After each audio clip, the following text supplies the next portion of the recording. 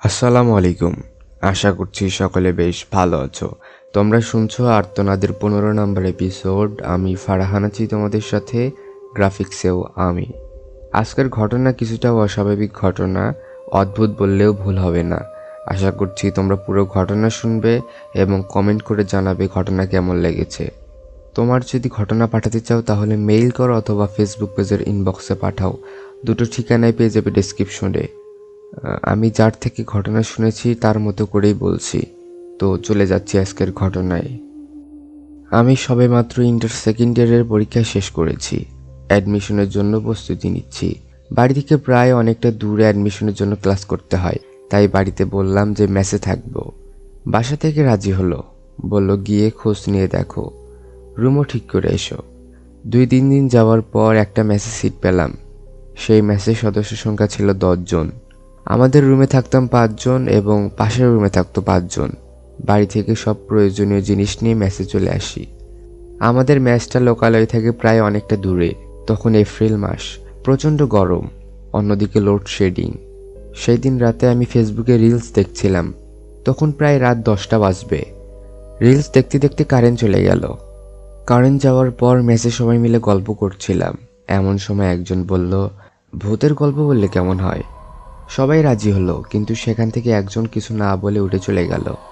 আমরা তাকে কিছু বলিনি। আমাদের মধ্যে ফরহাদ ভাই বলল, আমার সাথে এই মেসে ঘটে যাওয়া একটা ঘটনা আছে, তাহলে আমি ঘটনা বলা শুরু করি।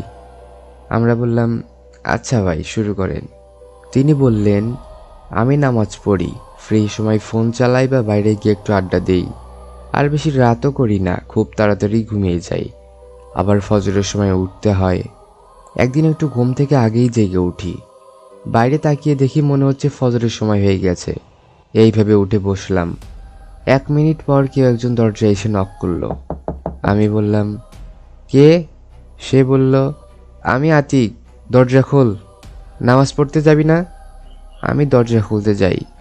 তখন ভাবলাম, আতিক তো মসজিদে তেমন একটা যায় না। যেদিন যাই ওই দিন আমাকে ডাক দিতে হয়। আজকে সেই আমাকে ডাক দিচ্ছে। এগুলো ভাবতে ভাবতে দরজা খুলে দিলাম। বললাম, তুই ঘরে বস, আমি ফ্রেশ হয়ে তারপর একসাথে যাচ্ছি। আমাদের মেস থেকে মসজিদ 5-6 মিনিটের রাস্তা। অজু করে এসে আতিককে সাথে নিয়ে বের হলাম। তখন ঘড়ির সময় দেখারও প্রয়োজন মনে করিনি।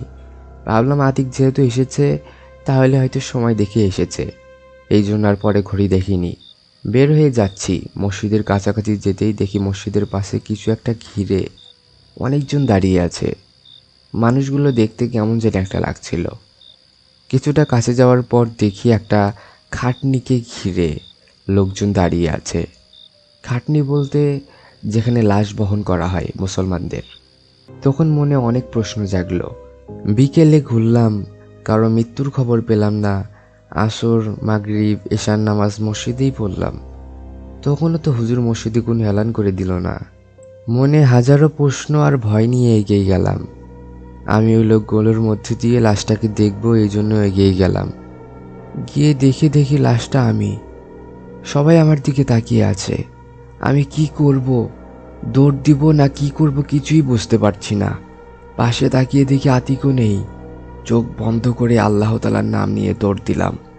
তারপর অজ্ঞান হয়ে যাই। জ্ঞান ফেরার পর দেখি আমি আমার রুমে শুয়ে আছি।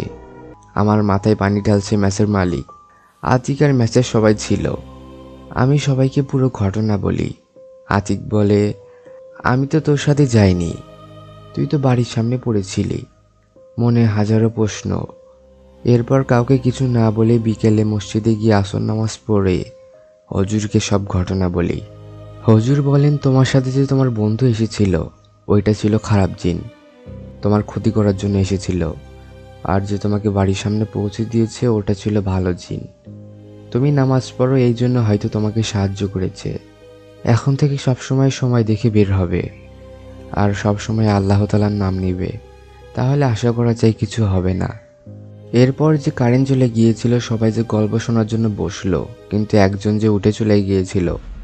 এর কারণ হলো একদিন রাতে সিগারেট খাওয়ার জন্য সে বাইরে যায়। সে নাকি দেখে বাইরের বট গাছে একটা মহিলা ফাঁসি দিয়ে ঝুলে আছে, পরনে সাদা কাপড়। সে ভয় পেয়ে চলে আসে। এই ছিল আজকের ঘটনা। কেমন লাগলো অবশ্যই কমেন্টে জানিও। আশা করছি ভালো লেগেছে। শেষ পর্যন্ত থাকার জন্য অনেক অনেক ধন্যবাদ। আবার দেখা হবে খুব শীঘ্রই ইনশাআল্লাহ। ততক্ষণ আল্লাহ হাফেজ।